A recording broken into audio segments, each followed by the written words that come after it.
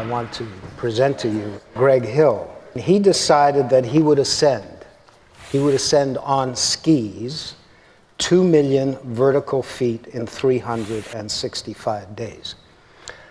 Now, the fact that he did it places him in a whole other pantheon of achievement. And what it means is that he is climbing at a pace that would carry a person up Mount Everest every 5 days for an entire year, over and over again. Or to put it in an urban context, what he would do on a daily basis is he'd go up and down the CN Tower 4 times a day for 365 days.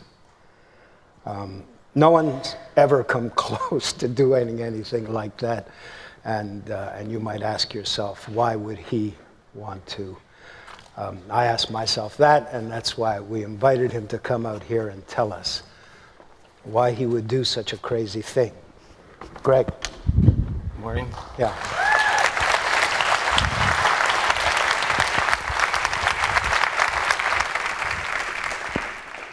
Why? Obviously, why? Well, hopefully, over the next 17 minutes, you'll learn why. Backcountry skiing, a lot of you, I'm sure, are not very familiar with it. So I'm going to give you a little lowdown. But this is basically what it is. Crawling, climbing your way up. But it's my passion. There's nothing quite like it. There's no place where I feel more energized and more like myself, and more free. There's just something about it. It's nature at its finest, at its purest.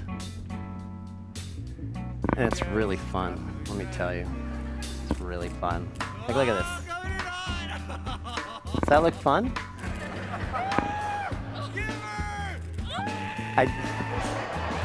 Hey, you guys are laughing, you're having fun, it's fun. So obviously, first off, you're wondering, how do these guys get up there? Well, this is a backcountry skiing setup. It's super simple. On the bottom, we have a skin. It used to be made out of seal skin, but now it's synthetic. But it sticks to the bottom of your ski, and it glides one way and grips the other, much like your hair does in your head. It's super simple. And our bindings are just kind of cross-country on the way up, and then when we get to the top, they switch around and they go down. And it's amazing. You can just shred, which means ski well, really fast. And it's fantastic. And throughout the video, you'll see a lot of people that are on snowboards, and it's this magical thing. It's a snowboard that splits into two, into skis, and then they get to the top and they put it back together and shred down. So, for me, the mountains are all about personal challenge. They're all about rewards. I dig deep, and I find that the harder I dig, the bigger the reward. And so in 2010, I thought, let's see what 1 year of going as hard as I can will be. What will I feel like at the end? How big will the reward be? How tasty will it feel to see that 2 million tick over on my watch? So, instead of me telling you about it, I'm going to get a few of my friends to tell you how crazy and how lunatic I am. This year, in 2010, I'm trying to climb and ski 2 million vertical feet. 2 million vertical feet in 365 days. In 365 days. In 12 months is just an incredible feat. Is it fabulous? Is it realistic? It's not realistic for normal people like us. Up and up and up and up and up and up. 2 million feet, which for me seemed like a tangible goal, but something that I'd have to really work as hard as I can at diligently all year to achieve. To get an idea of what Greg's talking about, the amount of vertical he needs to climb in a day would be the equivalent of climbing the Eiffel Tower 5 times a day, the CN Tower 3 times a day, and the Empire State Building 4 times a day for 365 days straight. It's really a little crazy. It's such an... January 1st, 6:15 in the morning. So far, my logbook is at 0, 0, 0. No vertical gained, no descents. So behind all this, although the goal is my own, it's a personal goal, there's obviously partners. Without partners, I couldn't have accomplished what I did. These people, there's the split board. It's these people that make it safe out there. They make sure we come back every day, and we rely on each other to make every day amazing and to make sure every day is safe and that we make the right decisions. Because obviously you guys have heard a lot through the media. It's so scary out there. There's avalanches, there's cliffs, there's seracs, what have you, and it's really hazardous. But really, it is all those things. But with the right decisions and the right knowledge, you can ski these things safely. It's a nice looking run. And there's nothing like it. Looking down 3,000 feet of untracked powder where you know nobody has ever skied before. First descent, what have you. It's amazing. The feeling is, there's nothing quite like it. I mean, you can see, it's just nature at its purest. There's nothing out there but us and whatever Mother Nature's throwing at us. And there's nothing like the end of the day when you know you're not climbing anymore. Yeah. That's for sure. So, most of this is taking place around Revelstoke, British Columbia. And the ones I'm showing you are all basically first descents because I'm really excited about them because nobody's ever skied down them before. But the partner's Mark. This guy is so quiet. You meet him in the coffee shop, he actually makes coffee. You'd never know that he is the most hardcore guy in our town. Definitely big country around here. But whenever Mark and I get out there, it's not just a little stroll in the park, that's for sure. It somehow gets a little hairy. But we try to do it all safely. This is where we're at. Mark is building an anchor. This is just every day for me, right?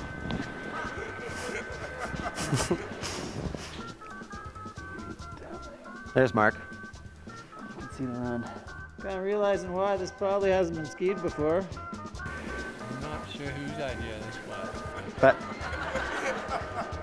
there is, but there's this thing with the partners out there. We have to rely on each other so much that you develop this super strong bond that is just unbelievable. Yeah! Anyhow, Awesome. Tired. For another amazing day out here. Just boot packing, shredding, summiting. God. Yeah. so I'm seeming quite excited, but the whole time my watch is ticking. You know that. It's burning. I know exactly how much feet I've climbed every day. Just ticked over 500,000. March 24th. So I'm about a week ahead. What's the first thing I think? I think, awesome! Time to focus on 1 million. Yeah, I'm starting to realize how big this goal is. I've done 1 million before. I've done 50,000 feet in a day, but 2 million in a season is tiring. Summit of Mount Ingle. So tiring that I'm starting to forget what summit I'm climbing. Eagle Mountain. But it's at this point where the energy is coming from nature. I mean, to be able to go to these places is what gives me energy. It makes me want to go and drive and hike further, and just to ski something like this and know the conditions are safe. There's nothing quite like it. I've spent years dreaming about skiing this line, and we finally have, and as you can see, we're excited. We kind of skied down there. Now we're heading back up. But yeah, the goal is a numerical one. Blowing. Wasn't really feeling the love, but just talking to Joey on the phone, and he told me to man up. So I'm manning up. That's the thing, it's a personal goal, but it's so good to have all my friends and partners who keep psyching me up, getting me out there. And occasionally it gets even hairier. The great thing about this one is all the hairy points were done by my partners, got them to lead up, and then we had the rope. It was fantastic. And obviously risk is huge, but we always try to make sure we're making the right decisions to mitigate that risk. And if I'm really scared, I send my partners first. The Hanging Glacier. Yeah. This thing was fantastic. Dreamt about it for at least 10 years, and finally doing a couple turns above all those cliffs and watching the snow tumble down. A bit different than usual, a little more wild today. Yeah, so far so good. I mean, really got a nice anchor, 2 rappels, and now 3. I had to mention the stash. You'll do notice that at times when I finally get a few weeks away from my wife, my stash grows and then it shrinks and grows and shrinks over the years. So now we're up in the Yukon. We're going for Mount Steele, Canada's 5th highest peak. As Canadian mountaineers, it's a place to go, and as a vertical goal, it was a terrible place to go. The weather was terrible, the elevation was hard, and it wasn't really a place to get a lot of vertical. Yeah, weather's kind of come in here. I mean, yeah, we were hoping to go a bit higher today, but I guess not. Hoping to go up there somewhere. Stuff's sitting here and Steele's there. We're close. Nice. Tomorrow? This was fantastic. None of us had skied off a peak that was 17,000 feet high or 5,000 meters, so to get up there, but we realized that it actually looked quite blue and icy, so we ended up just hiking up, hoping to ski it in the future, but it was so grueling. so tiring finally getting up there that we never went back and skied it, which is a pity. Yeah, Canada's 5th highest summit, Mount Steele. Pretty exciting. Feeling a little crappy. Almost threw up, but held on. That was tough. Really tough. It was tough. It's not just climbing a mountain there when the elevation is so hard to get anywhere. And we got up the thing, and then the fact is, without skis, we couldn't just slide down. So the challenge was really getting down it. Massive avalanches tumbling off everywhere. I hope those pins are good. Again, trusting your partner to make the right decision and trusting his pitons. And thankfully, these are good partners. But yeah, the St. Elias, the Yukon, is just fantastic. We've got a 7,000 foot drop off this side and a 3,000 off the other side. The part that you didn't see was where I kind of tripped a little as I was filming, but I edited that out, so. We left at 7 this morning. It's now 11 at night. That's 16 hours of exercise. Biggest issue is we didn't have enough water. So I'm a little punched, that's for sure. Possibly the most punched of the year. Woo! Feeling it. Mount Logan in the background. So far we've just suffered and suffered. Kind of feels like we might just be bailing ship. And we did. We bailed ship, and then we drove the whole way back down to Revelstoke. Anyhow, so then from there, basically the snow stops in Revelstoke in June, and we took the family, my wife and 2 kids, and we headed down to Chile and Argentina. And such a cool thing to have a volcano like that, a smoking fumarole coming out of this mountain you're going to climb in a few days. I see you, but yeah, first day of ski tour in Chile yet. It's definitely very windy. Can't quite decide how long I'm going to stay out here. I mean, definitely 80 kilometers an hour. I don't know what to say. I gotta figure it out. Getting a little worried about my goal. I keep losing days, and days are hard to get back. On my first Chilean summit, Volcán de Chillán Nuevo. Wicked. I had no idea what the weather was going to be like there. Token nudity coming up if you want to block your eyes. Sorry. But yeah, here's a hot spring in the middle of the mountains all by myself, just having a hot tub. It's amazing. Misery loves company, so I didn't realize that it was just burly weather down in Chile the whole time, and that the wind was always blowing 60 to 80 kilometers an hour, and it never was fun. But luckily, Misery loves company, and Dave joined me. Young and stubborn, this guy was a perfect partner to have for a month. Right on. 1 million feet done. Amazing. Holy moly. I'm only halfway there. I'm only halfway there. I'm excited, and I am excited, but it's also super intimidating. I mean, it's taken me so much to get to here, and to actually recognize that I have to do that again to get to my 2 million. And damn, that's a lot of effort. But hey, it's a goal. Something I wanted to do for years. And I'm gonna dig deep, and I'm gonna make it. 11 days behind now. It's fine. I'll catch up. I can catch up. But yeah, I mean, I expected to be so elated right now, and really, I am, but there's still a huge amount of vertical to go. Tried to get up the mountain today, but got blasted by winds, tossed off my feet. Huge ice chunk smashed me in the face. So day 1 in Pucón, not so successful. That's the problem with being a lunatic, is you don't realize how crazy it is what you're doing. Gets to you, I'm though. actually inside my first crater here, real crater that's actually smoking. It's pretty wild. Smells like eggs, doesn't feel that good on the throat and the eyes. And I don't know how you get close enough to see the lava. So I guess today's not the day. Maybe another day, though. Yeah, you can imagine at this point, I'm looking down 1 million feet at what I've done, and I'm looking up 1 million feet, and it really is starting to get taxing. But when you can take a friend like this is Dave's biggest mountain that he's ever climbed, his longest run that he's ever climbed. It's just really fun to take somebody to their limit and have an amazing day like that. It was wicked. 14,000 foot volcano right on the border.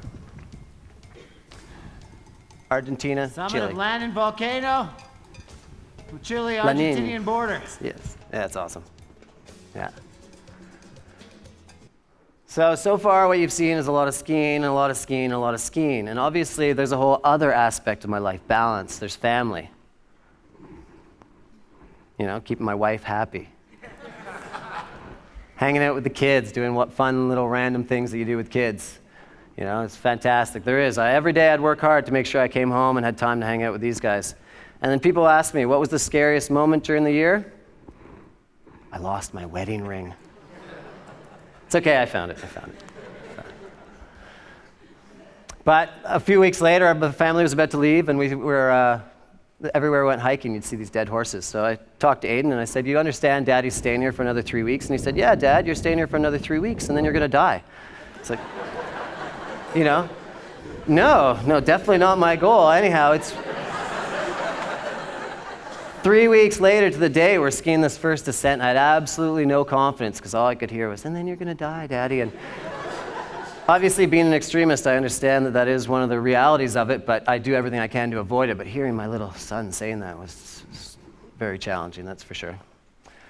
But anyhow, eventually things are happening. I'm 10 months in, and I'm still on par. I just caught up on par. I was 4 months off par. Finally caught up to par this day, and I'm feeling psyched. Things are happening.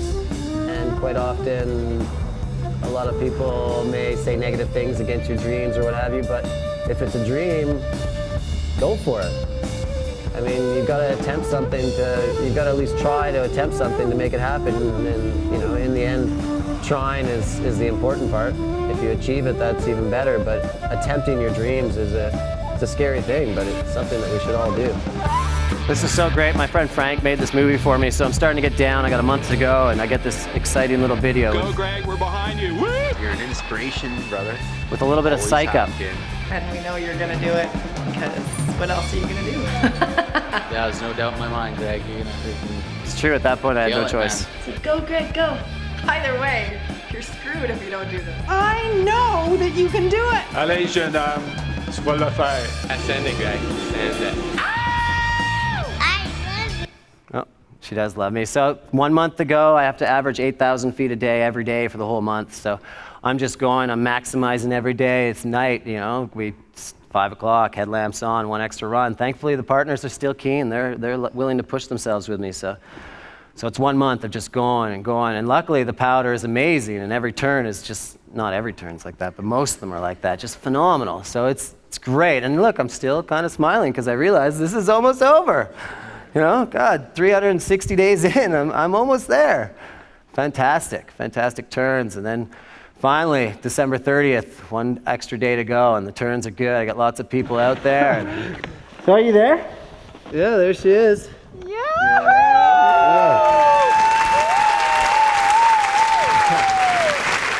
I guess I am doing this. Oh, shit. You're a nutbag. You're crazy. Yeah. Holy shit, 1 year. I'm almost getting emotional now, but definitely after spending 1 whole year and having this little tiny number that really doesn't mean anything and focusing on it diligently and worrying about it for all those days, and finally 364 days in, watching it tick over. And I mean, it's small, it's tiny, but the amount of effort into that was amazing. And for me, what I'd like to just convey to you guys is whatever challenge it is, you know, the bigger the challenge, the harder it is. Work hard, and you know, if you believe in yourself, my mantra is breathe and believe. So just relax and let things happen, and stay focused and keep believing, and eventually, you know, you should get a great reward if you make it happen. And that's what it was for me. It was 1 whole year of just giving her. That's it.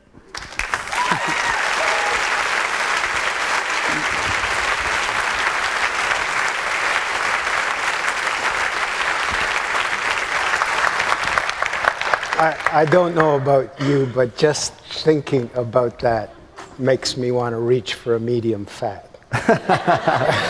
Greg, I'll have 2. We're full of admiration. What an extraordinary achievement. And I should add, you know, unlike the millionaire super athletes in the great spectator sports, there's no money in this. There is no, I think you went into debt. I haven't seen it yet. This, right? Soon. Really exceptional. He's, in case you're wondering, 5'11", and about 165 65 pounds, yeah. He's pretty fit. He's pretty fit. Thanks so much. You nailed it. Thanks.